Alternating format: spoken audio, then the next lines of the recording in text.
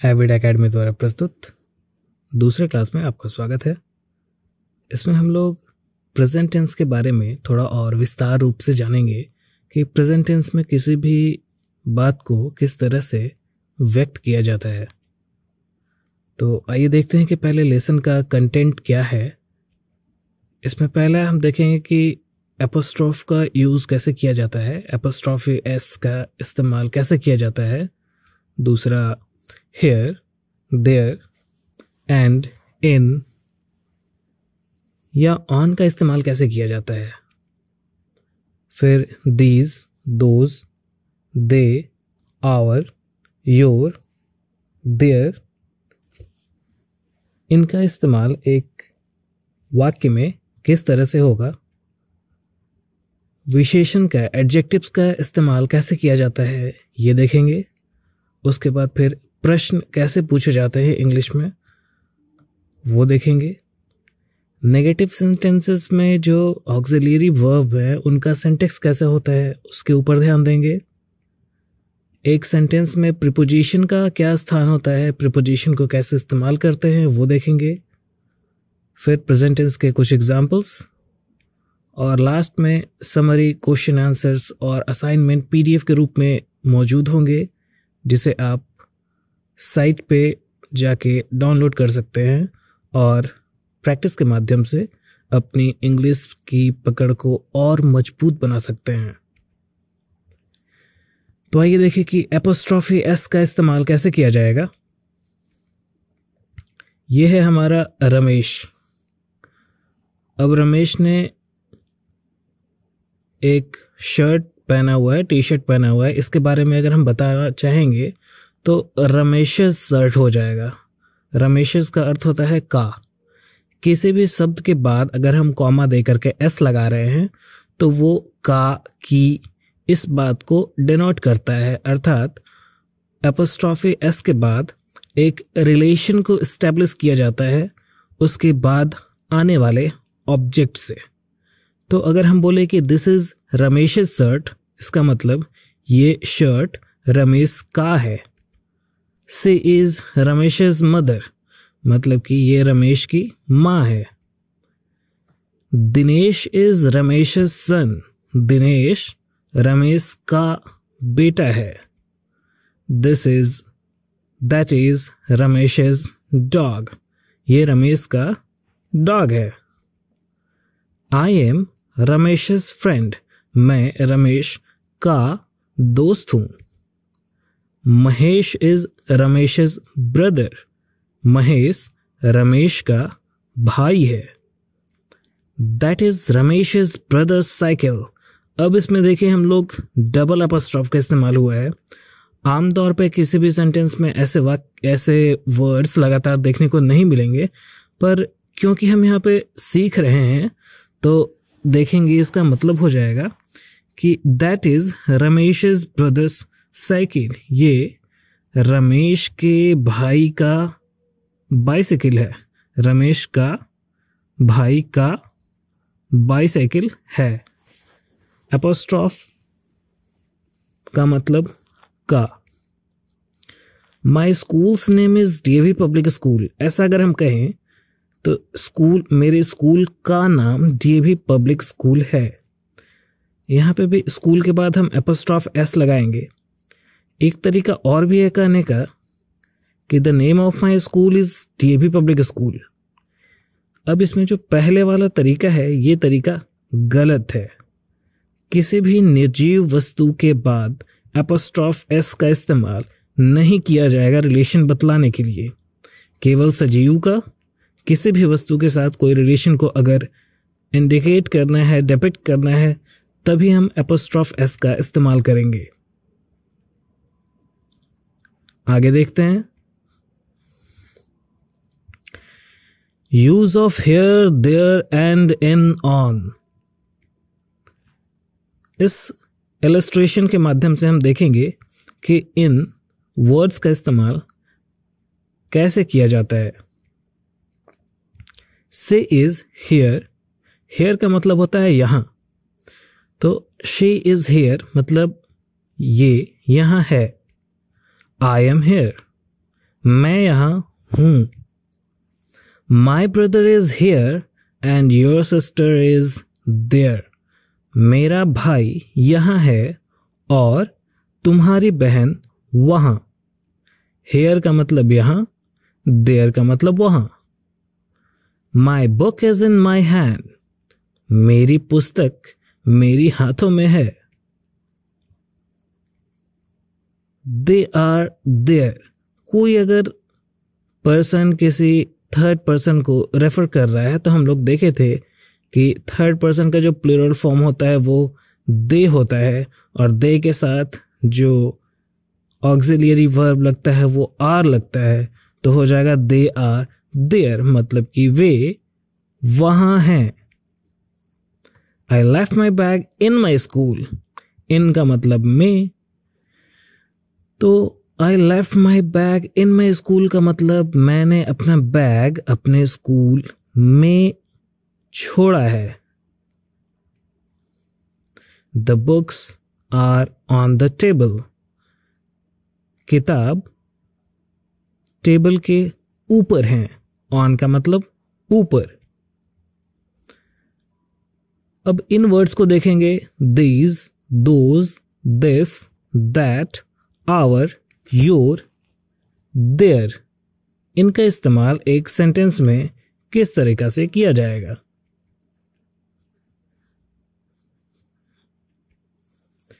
This is a cart. यह एक cart है। दिस का मतलब यह। That is the sun. वह सूरज है। These are palm trees. ये पाम के पेड़ हैं। Those are birds. वे बर्ड्स हैं। दिस का मतलब यह, दैट का मतलब वह, दीज का मतलब ये और दोज का मतलब वे। दिस का जो प्लूरल फॉर्म होगा वो दीज होगा और दैट का जो प्लूरल फॉर्म होगा वो दोज होगा। The first two are their trees and the last two are mine. जो पहले दो पेड़ नजर आ रहे हैं वे उनके पेड़ हैं और जो लास्ट के दो पेड़ हैं वो मेरे। देयर का अर्थ होता है, देयर का मतलब होता है उनका।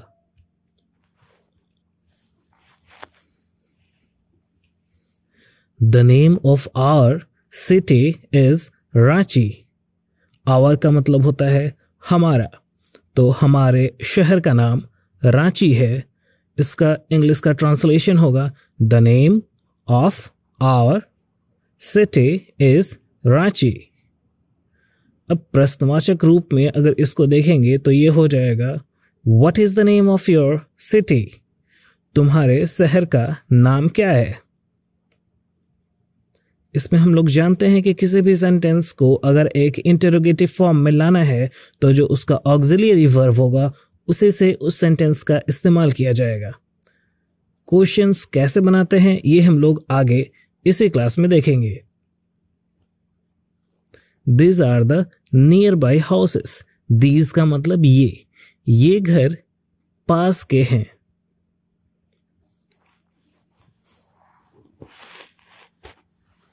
तो these या those are always followed by plural nouns. These या those के बाद हमेशा plural noun ही आते हैं। These या those का इस्तेमाल प्लूरल नाउन्स को बतलाने के लिए किया जाता है, सिंगुलर के लिए दिस या दैट।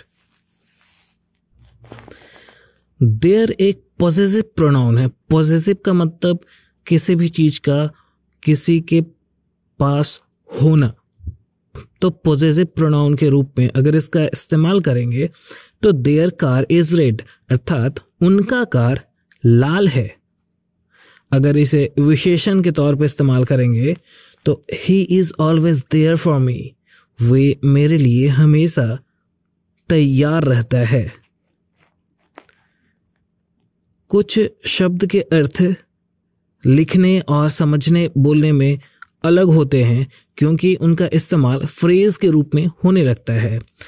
आगे के क्लास में हम लोग देखेंगे कि किस तरह से एक फ्रेज का इस्तेमाल किसी एक सिचुएशन को बतलाने के लिए किया जाता है, जिसमें शब्द तो कुछ और लिखे हुए होते हैं पर उनका अर्थ कुछ और ही होता है।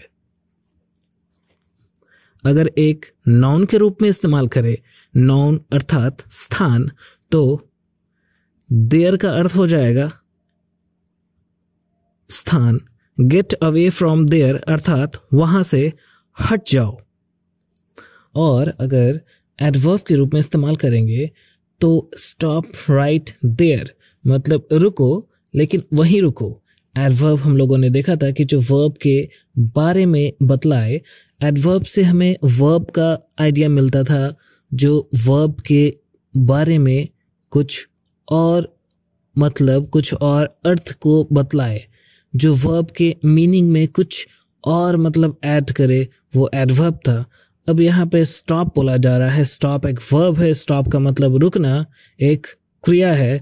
स्टॉप राइट देयर मतलब रुको लेकिन वहीं पे रुको, स्टॉप राइट देयर। तो देयर का इस्तेमाल एडवर्ब के रूप में किया जाएगा। अब यहाँ पे देख सकते हैं हम लोग कि THEIR और THERE दोनों देयर ही हैं, लेकिन एक देयर का मतलब होता है उनका और एक देयर का मतलब होता है वहाँ। अब विशेषण का इस्तेमाल कैसे किया जाएगा ये हम लोग देखेंगे। इस इलिस्ट्रेशन में हम लोग देखेंगे कि दीज आर टॉल जिराफ्स, ये जिराफ लंबे हैं। यहाँ पे जिराफ के बारे में जो बतलाया जा रहा है बात, वो ये कि ये टॉल हैं अर्थात ये लंबे हैं। तो यहाँ पे जो टॉल है ये एडजेक्टिव हो जाएगा, ये विशेषण हो जाएगा। This is a small bear, यह छोटा भालू है। तो ये स्मॉल जो है ये विशेषण हो जाएगा। This is a black monkey, ये बंदर काला है। तो ये ब्लैक विशेषण है। This is a long snake, ये एक लंबा सांप है। यहाँ पे जो लॉन्ग है वो अगेन एडजेक्टिव है। This is the lazy zebra, ये आलसी ज़ेब्रा है।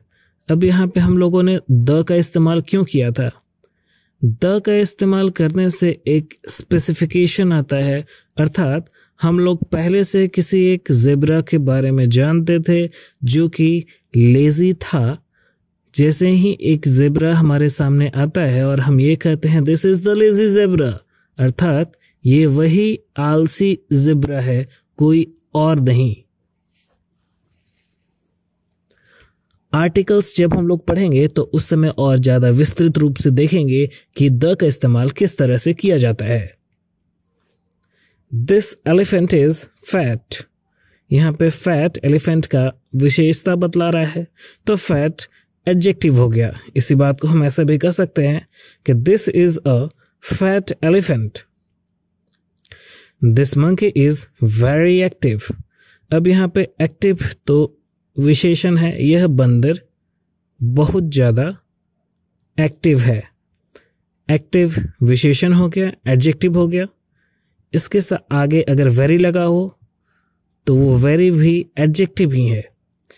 एक्टिव होना भी विशेषण है, बहुत ज़्यादा एक्टिव होना भी विशेषण है, लेकिन दोनों दो बातें हुई। दिस बर्ड इज डेंजरस, ये बर्ड तो है पर ये बर्ड कैसा है? ये बर्ड डेंजरस है। अब किसी प्रश्न को किस तरह से पूछा जाता है ये हम देखेंगे। A question is formed by beginning the sentence either with an auxiliary verb or with a question word. किसी भी एक सेंटेंस को अगर हम क्वेश्चन के रूप में बनाना चाहेंगे तो उसके लिए उस सेंटेंस का इस्तेमाल या तो ऑक्सिलरी वर्ब के साथ किया जाएगा या फिर क्वेश्चन फॉर्मिंग वर्ड के साथ। फर्स्ट क्लास में हम लोगों ने देखा था कि किस तरह से इंटरोगेटिव सेंटेंसेस का फॉर्मेशन होता है, किस तरह से हम ऑक्सिलरी वर्ब को सेंटेंस के आगे लगा करके उस सेंटेंस को प्रश्न के रूप में कन्वर्ट कर देते हैं। अब इसी में आगे देखेंगे कि कोई भी सवाल का जो जवाब होता है वो दो तरह का होता है, एक क्लोज्ड, दूसरा ओपन। क्लोज्ड का अर्थात उस सवाल के जवाब के बाद आप उस सवाल से जुड़ा कंटिन्यूअसली कोई दूसरा सवाल नहीं पूछ सकते। उसका उत्तर हाँ या ना में होगा, फिर बस बात खत्म। आपका इंटरेक्शन करने का जो समय है वो काफ़ी कम होगा। इंटरव्यूज़ में इस तरह के क्वेश्चन नहीं पूछे जाते जिसका आंसर क्लोज्ड हो, जिसका उत्तर हाँ या ना में हो। जो भी क्वेश्चंस ऑक्सिलरी वर्ब के सहायता से बनाए जाते हैं उनका उत्तर हाँ और ना में होता है। उन्हें हम क्लोज्ड क्वेश्चंस कहते हैं। जैसे क्या आज संडे है, हम हाँ या ना में इस सवाल का उत्तर देंगे। Are you a good boy, क्या तुम अच्छे लड़के हो, या हाँ या नहीं। Is she a good girl, क्या वो अच्छी लड़की है। Am I going to school today, क्या मैं आज स्कूल जा रहा हूँ। Are they going to Kedarnath this summer, क्या इस गर्मी वे केदारनाथ जा रहे हैं। इन सभी प्रश्नों के उत्तर हम या तो हाँ में या फिर ना में देंगे और उसके बाद फिर बात खत्म। अब देखते हैं कि क्या कुछ ऐसे भी क्वेश्चंस बनाने के तरीका है जिससे हम कन्वर्सेशन को और ज़्यादा आगे बढ़ा सके, इंटरेस्टिंग बना सकें। तो हाँ, इन सवाल को बनाने के लिए सवाल का जो स्टार्टिंग वर्ड होता है वो कुछ इस तरह होता है, वेयर, प्लेस, हाउ, अर्थात तरीका को जानने के लिए, मेथड को जानने के लिए हम लोग हाउ वर्ड से क्वेश्चन बनाते हैं, हाउ वर्ड से सेंटेंस का फॉर्मेशन करते हैं। व्हेन, अगर हमको समय पूछना है तो व्हेन से स्टार्ट करेंगे। हु से अगर स्टार्ट हो रहा है तो किसी पर्सन के बारे में पूछेंगे। हुज के बारे में तो ऑनरशिप को बतलाएगा। विच तो चॉइस, वाई तो रीज़न, हाउ मच तो क्वांटिटी, हाउ ऑफन तो रेपिटेशन, और वाट मतलब कोई एक स्पेसिफिक थिंग। एग्जाम्पल से और क्लियर होगा, पर पहले देख लेते हैं कि नेगेटिव सेंटेंसेस में ऑक्सिलरी वर्ब का जो सिंटेक्स है वो किस तरह से बदलता है। डू और नॉट जुड़ करके डोंट लिखा जा सकता है। उसी तरह से डज और नॉट डजंट, डिड और नॉट डिडंट, एम और नॉट में किसी तरह का कोई फॉर्मेशन चेंज नहीं होता है, वो एम नॉट ही रहेगा। इज और नॉट इजंट, आर और नॉट आरंट, वाज और नॉट वजंट, वर और नॉट वरंट, हैज और नॉट हैजंट, हैव और नॉट हैवंट, हैड और नॉट हैडंट। तो कहीं पे भी अगर हैज और नॉट लिखना पड़ रहा है तो इन दोनों को मिला करके हम हैजंट भी लिख सकते हैं। आगे देखिए इस एग्जाम्पल में किस तरह से क्वेश्चन पूछा जाएगा, किस तरह से क्वेश्चन पूछा जा सकता है। इस पिक्चर में हम एग्जाम्पल्स के माध्यम से हम और एलेबोरेट करेंगे कि किस तरह से किसी एक प्रश्न को पूछा जाएगा। सबसे पहले देखते हैं कि who is the person sitting on the sofa. तो अगर एक सेंटेंस का फॉर्मेशन हु के साथ हो रहा है तो इसका उत्तर निश्चित ही किसी पर्सन के बारे में होगा, ये हमें जान लेना है। Who is the person sitting on the sofa, सोफे पर बैठा हुआ व्यक्ति कौन है। The person is the father of the child playing there, जो बच्चा वहां खेल रहा है उसका पिता सोफे पे बैठा हुआ है। अब इसमें देखते हैं कि सेंटेंस का जो फॉर्मेशन है वो ऑक्सिलरी वर्ब के साथ ही हो रहा है। इज पहले लगा हुआ है, बस उसके आगे हु लगा दिया गया है। सेकंड है how many people are there.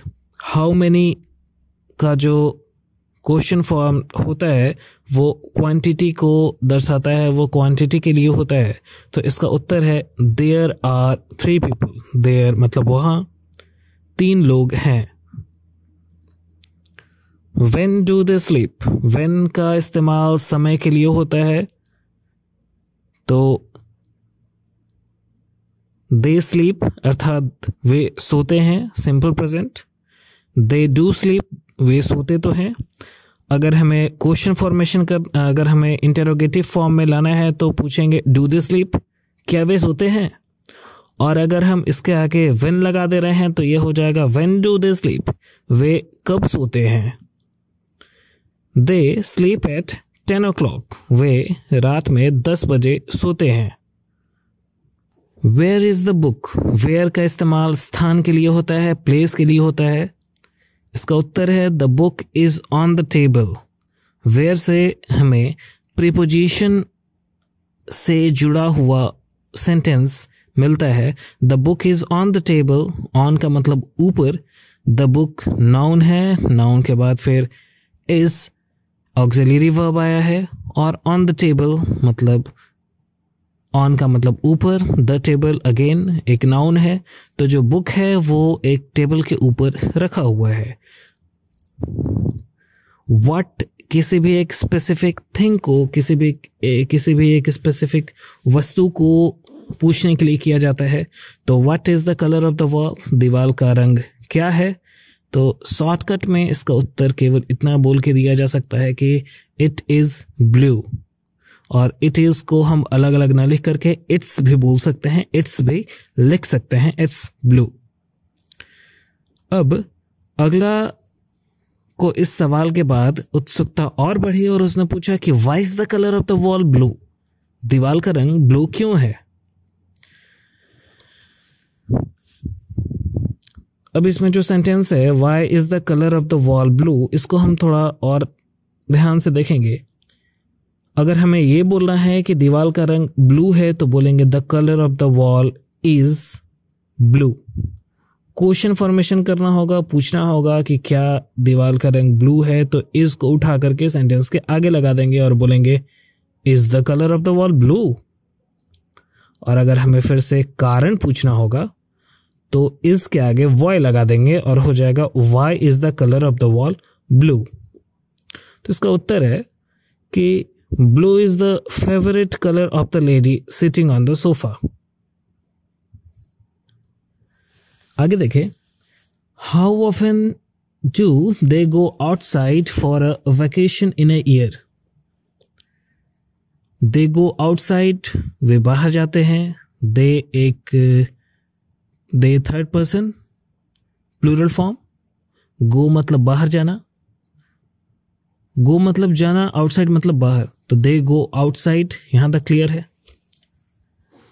अब आगे फॉर लगा दे रहे हैं तो एक प्रीपोजिशन हो गया, क्यों, कारण, कहाँ। They go outside for a vacation, वे बाहर जाते हैं वेकेशन के लिए। In a year, they go outside for a vacation in a year, वो साल में बाहर जाते हैं वेकेशन के लिए। अब हमें अगर क्वेश्चन का फॉर्मेशन करना है तो आगे डू लगेगा। Do they go outside for a vacation in a year, क्या वे जाते हैं। ऑक्सिलरी वर्ब से अगर क्वेश्चन का फॉर्मेशन होगा तो इसका आंसर क्लोज में होगा, केवल यस और नो में। लेकिन अगर हमें ये जानना है कि वो कितनी दफा, कितनी बार बाहर जाते हैं, तो इसके आगे लगा दिया जाएगा हाउ ऑफ्टन। ऑफ्टन का प्रोनाउंसिएशन, ऑफ्टन का उच्चारण ऑफन भी होता है, पर ऑफ्टन ज़्यादा सुलभ है, ऑफ्टन का इस्तेमाल ज़्यादा होता है। तो इसका उत्तर है they go every weekend. Weekend को अगर हम अलग करेंगे तो वीक मतलब सप्ताह और एंड मतलब अंत, सप्ताह के अंत में अर्थात सैटरडे संडे। तो दे गो एवरी वीकेंड, वे हर वीकेंड को जाते हैं।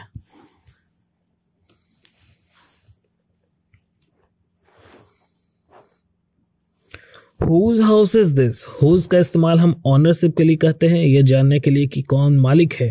Whose मतलब किसका। This is their house, ये इनका घर है। अगेन अब देखते हैं कि प्रीपोजिशंस का इस्तेमाल किस तरह से किया जाता है। Over, under, of, on, behind, between, in front of, इन सारे वर्ड से फॉर्म किए हुए सेंटेंस कैसे होते हैं, उनसे थोड़ा हम मुलाकात करेंगे। तो ये एक पिक्चर है जिसमें एक ब्रिज के ऊपर एक घोड़ा है और ब्रिज के आगे पीछे कुछ पेड़ नजर आ रहे हैं। The bridge is on the river। जो ब्रिज है वो रिवर के ऊपर है, तो ऊपर के लिए जो वर्ड होता है वो होता है on। The horse is on the bridge।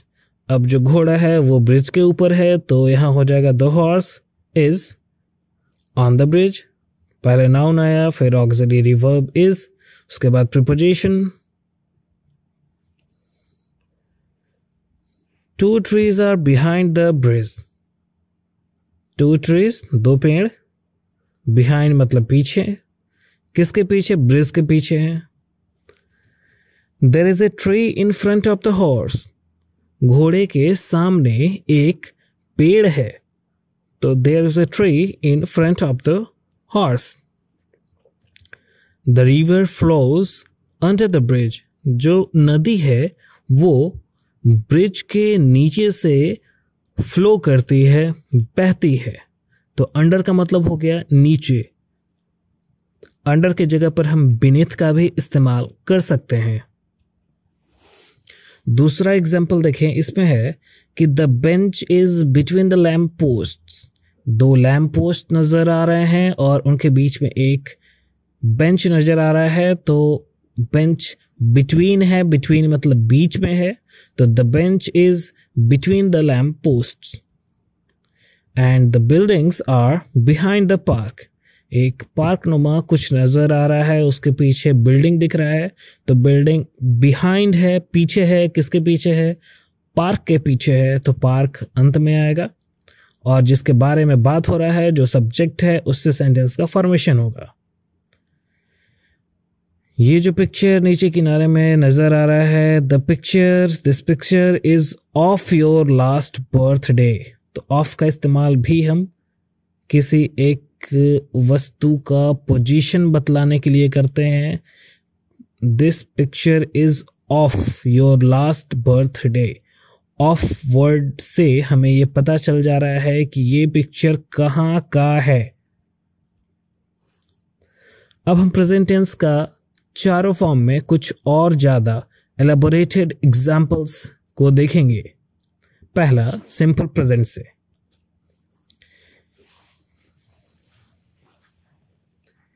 यहां एक कन्वर्सेशन हो रहा है जिसमें चार दोस्त बैठे हुए हैं और वो कुछ बातें कर रहे हैं।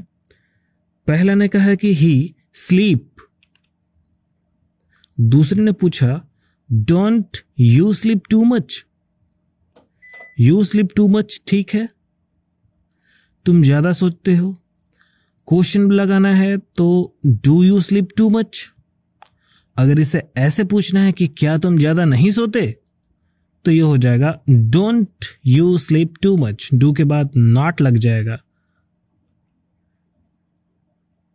तो ये जो पीला टी शर्ट वाला बीच का लड़का है, इसने पूछा कि do I sleep too much. क्या मैं ज्यादा सोता हूं? I don't think so. मुझे ऐसा नहीं लगता। You always sleep too much. तुम हमेशा बहुत ज्यादा सोते हो। No I don't sleep too much. फिर से ये अपनी बात को दोहरा रहा है कि नहीं, मैं ज्यादा नहीं सोता हूं। अब इसमें देखेंगे कि क्या कहीं इनकी बातों में कोई गलती है। Maybe then I sleeps too much.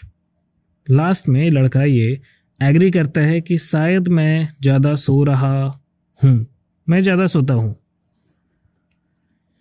इसमें गलती है, स्लिप्स नहीं होगा आई के बाद,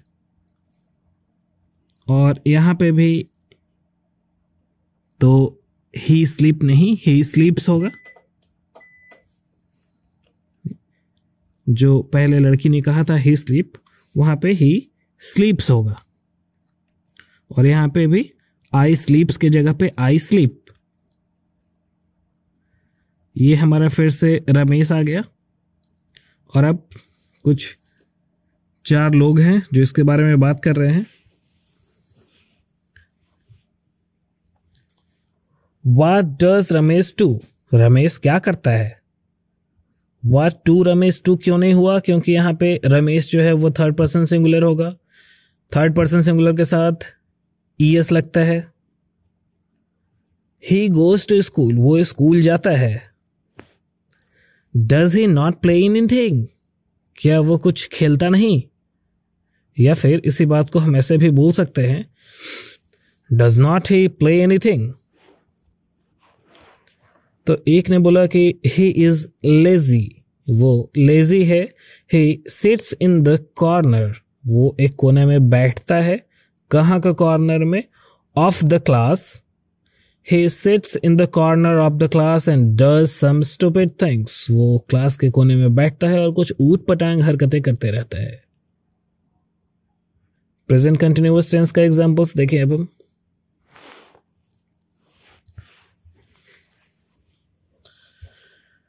तो यहाँ पे हम देख रहे हैं कि एक लड़की है जो कि एक किताब को पढ़ रही है। तो यहाँ पे आई सब्जेक्ट हो जाएगा। आई के बाद जो ऑक्सिलरी वर्ब आता है या जो हेल्पिंग वर्ब आता है वो एम आता है, और उसके बाद फिर वर्ब का जेरेंट आएगा। वर्ब के साथ आईएनजी लगा हुआ आएगा, तो वो हो गया आई एम रीडिंग, मतलब कि मैं पढ़ रही हूँ। ये कुछ लोग हैं जो नाच रहे हैं, मतलब कि एक्शन अभी चल ही रहा है, वर्तमान में ये काम हो रहा है। तो they are dancing at the party. They third person plural form, इसके साथ जो हेल्पिंग वर्ब आएगा वो आर आएगा। डांस कर रहे हैं तो वर्ब के साथ आईएनजी। कहाँ कर रहे हैं? Eight preposition. द पार्टी जो जगह को बतला रहा है। This is some sort of frog running. The frog is running. एक मेंढक नुमा आकृति दौड़ रही है। नाउ इनको देखिए, ये चिल्ला रहे हैं, दे आर शाउटिंग, और ये कुछ तूफानी सा कर रहा है। He is going to Delhi, वर्तमान में काम हो रहा है, दिल्ली पहुंचेगा ये। अब इन महाशय को देखिए, ये सो रहे हैं और सोते सोते एकाएक ताली बजाने लगे। कोई ऐसा पूछ सकता है कि पहले तो है कि ही इज स्लीपिंग, वो सो रहे हैं। क्वेश्चन बनाना होगा, हेल्पिंग वर्ब पहले आ जाएगा, इज ही स्लीपिंग। तो इसका उत्तर क्लोज्ड होगा यस या नो में। हाँ वो सो रहा है, yes. Is he sleeping, yes. अब डिटेल में इनको बारे में जानना है तो हम सेंटेंस का फॉर्मेशन वाई के साथ करेंगे। Why is he sleeping. अब विस्तृत रूप से पता चला है कि ये सो क्यों रहे हैं। पिछले 5 दिनों से शायद सोए नहीं थे। इन्हें देखिए, ये किचन में खाना पकाना छोड़ करके बाकी सभी काम को कर रहे हैं। तो he is not cooking the food, ये खाना नहीं बना रहे हैं। अब प्रश्न के रूप में लाना हो तो सेंटेंस का जो स्टार्टिंग होगा वो वाई के साथ होगा। Why is he not cooking the food. इस इलस्ट्रेशन के कन्वर्सेशन को हम लोग देखने का प्रयास करेंगे, समझने का प्रयास करेंगे कि यहाँ पे किस तरह का कन्वर्सेशन चल रहा है। एक ने कहा कि वी आर ईटिंग, 2 हैं, 2 के लिए आई का प्लूरल होगा जो कि वी होगा, वी के साथ ऑक्सिलियरी आर आएगा। और ईट का जो काम प्रेजेंट में हो रहा है, जो लगातार चल रहा है, उसमें वर्ब के साथ आईएनजी लगता है, तो वी आर ईटिंग हो गया, अर्थात हम खा रहे हैं। We are eating at the restaurant, हम लोग रेस्टोरेंट में खा रहे हैं। एट प्रीपोजिशन को बतला रहा है जिससे हमें जगह का बोध हो रहा है। We are eating at the restaurant that is behind the beach, और ज़्यादा स्पेसिफिक हो गए, कौन सा रेस्टोरेंट? रेस्टोरेंट के बारे में बताया जा रहा है, दैट इज जो कि बीच के पीछे है। अब किसी ने पूछा, इसको अगर क्वेश्चन के रूप में बोलना होगा, क्वेश्चन के रूप में पूछना होगा, तो क्वेश्चन कैसे बनेगा? कोई भी व्यक्ति अगर इनसे पूछेगा तो यू ही होगा, और यू का प्लूरल तो यू ही होता है। कोई भी व्यक्ति अगर पूछेगा तो उसके लिए तो ये दूसरे सेकेंड पर्सन ही हुए, और उस सेकेंड पर्सन के लिए यू का जो प्लूरल होगा वो यू ही होगा। तो you are eating at the restaurant that is behind the beach. तुम उस रेस्टोरेंट में खा रहे हो जो कि बीच के पीछे है। इसे क्वेश्चन के रूप में बनाना होगा तो पहले हम ऑक्सिलियरी को उठा करके आगे लेते आएंगे, तो आर उठ करके आगे आ जाएगा और आर के पहले लगा देंगे वाई। एक बार फिर से याद दिला देना चाहता हूं कि अगर केवल इसे ऐसे पूछा जाए कि are you eating at the restaurant that is behind the beach, मतलब क्या तुम उस रेस्टोरेंट में खा रहे हो जो कि बीच के पीछे है, तो इसका उत्तर फिर से क्लोज्ड होगा केवल यस या नो में। और अगर वाई लगा देंगे तो एलेबोरेटली ओपन आंसर होगा, जिसका कि डिटेल में ये वर्णन करेंगे। We are eating at the restaurant that is behind the beach because it is a secluded place. अब इसका उत्तर मिल रहा है कि हम लोग उसी रेस्टोरेंट में खा रहे हैं जो कि बीच के पीछे में है, क्योंकि ये एक सेक्लूडेड जगह है। सेक्लूडेड का मतलब होता है निर्जन। आगे देखिए प्रेजेंट परफेक्ट टेंस के एग्जांपल्स। ये कन्वर्सेशन के ऊपर हम लोग ध्यान देंगे। एक ने कहा कि I have written a book, मैंने एक बुक लिखा है। हिंदी में समझने के लिए चुका हूँ, चुकी हूँ, इस तरह से इसका इस्तेमाल किया जाता है। पिछले क्लास में हम लोगों ने देखा था।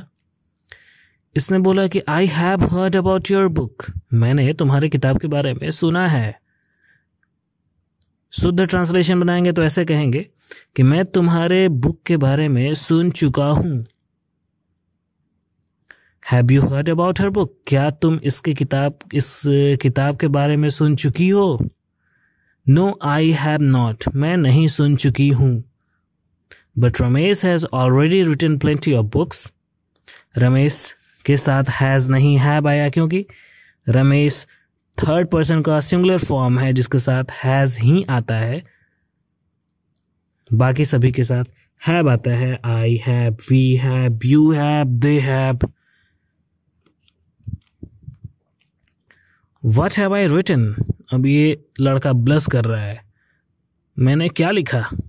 कुछ भी तो नहीं, ऐसा बोलने का प्रयत्न है, पर इसने लिखा है but Ramesh has written already written plenty of books.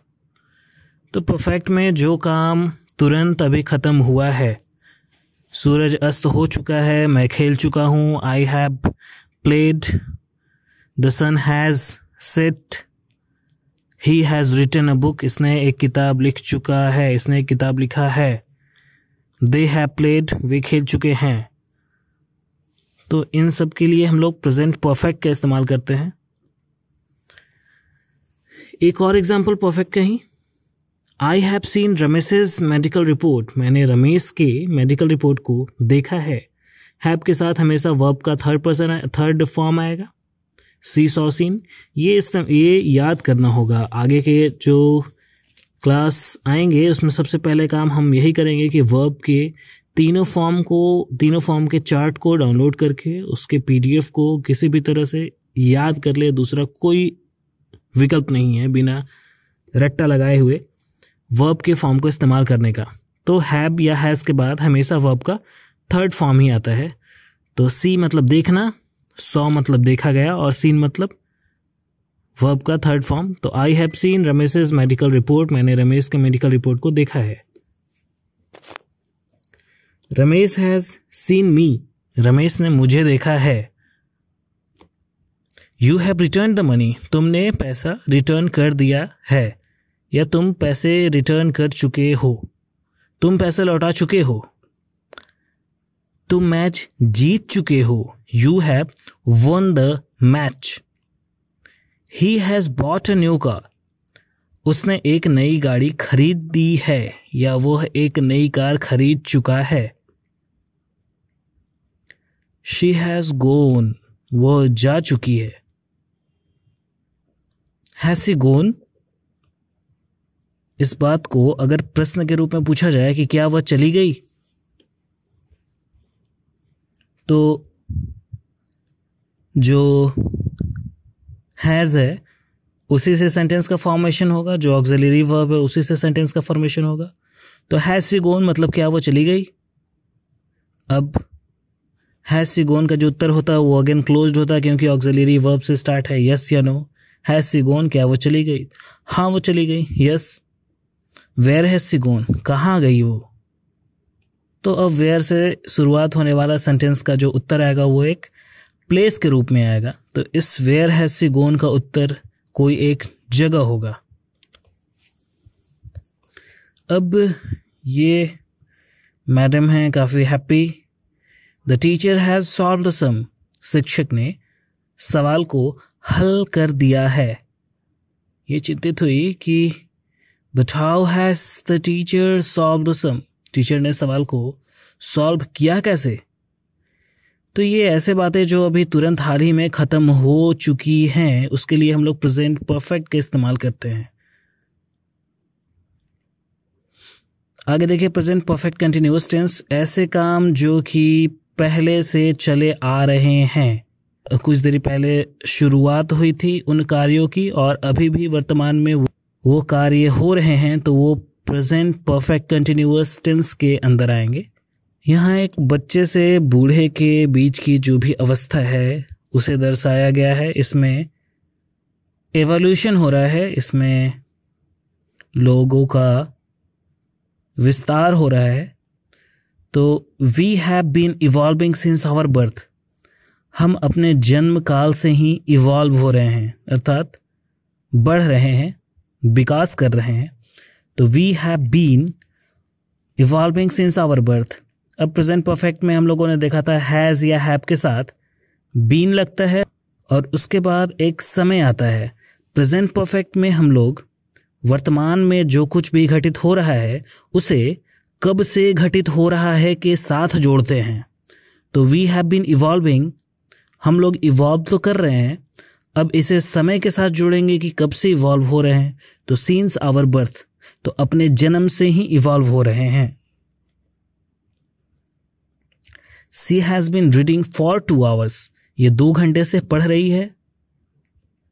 He has been cruel since his childhood, ये अपने बचपन से ही ऐसे ही क्रूएल है, चिल्लाते रहता है। अब ये है रमेश की पत्नी, रमेश से हम लोगों ने मुलाकात किया था, ये रमेश की पत्नी है। Ramesh's wife has been cooking food for 2 hours, Ramesh की पत्नी पिछले 2 घंटे से खाना बना रही है। अब अगर सेंटेंस के ऊपर ध्यान दिया जाए तो कहीं हम लोगों ने सिंस लगा दिया है और कहीं हम लोगों ने फॉर। ये सिंस फॉर का क्या चक्कर है, सिंस का इस्तेमाल कब किया जाता है, फॉर का इस्तेमाल कब किया जाता है, दोनों से तो समय का ही बोध हो रहा है। सिंस आवर बर्थ, अपने जन्म से, फॉर 2 hours, 2 घंटे से। तो फॉर क्यों लगा और सिंस क्यों लगा। फॉर जो है वो एक पीरियड को डिनोट करता है, पीरियड अर्थात समय का एक काल को डिनोट करता है, कब से कब तक। और जो सीन्स है वो एक पॉइंट ऑफ टाइम को बताता है। अगर हम सीन्स बोल रहे हैं तो हम एक एक्चुअल समय पे पहुंच जाएंगे, वो एग्जैक्ट होगा, लेकिन फॉर एग्जैक्ट नहीं होगा पिछले 2 घंटे से। अब वो कौन सा 2 घंटा था इसके बारे में हमें नहीं पता, लेकिन सिंस चाइल्डहुड हमें दिख रहा है, एक एग्जैक्टनेस आ रहा है। तो पॉइंट को अगर बतलाना हो किसी एक बिंदु से कब से, तो वो सीन्स होगा। और समय को, समय के काल को, पीरियड को बतलाना है तो उसके लिए फॉर का इस्तेमाल होगा। ये बच्चा रो रहा है, why has he been crying for an hour, ये पिछले 1 घंटे से क्यों रो रहा है। He has been crying for an hour, तो इसका हिंदी हो जाएगा ये 1 घंटे से रो रहा है। आगे लगा देंगे तो has he been crying for an hour, auxiliary verb को अगर आगे लगाएंगे तो एक क्लोज्ड क्वेश्चन का फॉर्मेशन होगा कि क्या ये 1 घंटे से रो रहा है, has he been crying for an hour. और इसके आगे फिर वाई लगा देंगे तो अगेन कारण, why has he been crying for an hour, ये पिछले 1 घंटे से क्यों रो रहा है। एक नेगेटिव सेंटेंस देख लेते हैं, she has not been practising yoga for a long time, ये काफ़ी लंबे समय से योगा का प्रैक्टिस नहीं कर रही है, नहीं तो ये जो हाथ है वो पीछे पैर में सट जाता। एक और एग्जाम्पल देखें। She has opened a restaurant beside the park since 1992. सन 1992 से इसने एक रेस्टोरेंट खोला है पार्क के पीछे। ठीक है, अब इसे अगर प्रश्नवाचक बनाना हो तो हैज को उठा के आगे लेते जाएंगे, has she opened a restaurant behind the park.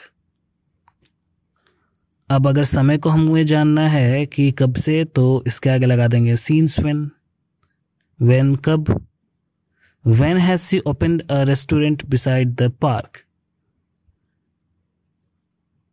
When, scenes when से एक स्पेसिफिक आंसर मिलेगा, स्पेसिफिक एग्जैक्ट पॉइंट आंसर मिलेगा। तो इसके लिए हम जो सेंटेंस फॉर्मेशन करेंगे वो सीन्स व्हेन से करेंगे। इसका उत्तर होगा 1992। तो थैंक यू, ग्रेसियस। इस लेसन का एंडिंग यहीं पे। अगले लेसन में शीघ्र आप लोगों से मुलाकात होगी। तब तक के लिए पीडीएफ में दिए गए क्वेश्चंस को प्रैक्टिस करें, जो समरी है पीडीएफ में उसके ऊपर ध्यान दें, और जो भी असाइनमेंट्स हैं उसे पूरा करके ही नेक्स्ट लेसन में बढ़ें। तो मिलते हैं आपसे अगले क्लास में, तब तक के लिए धन्यवाद।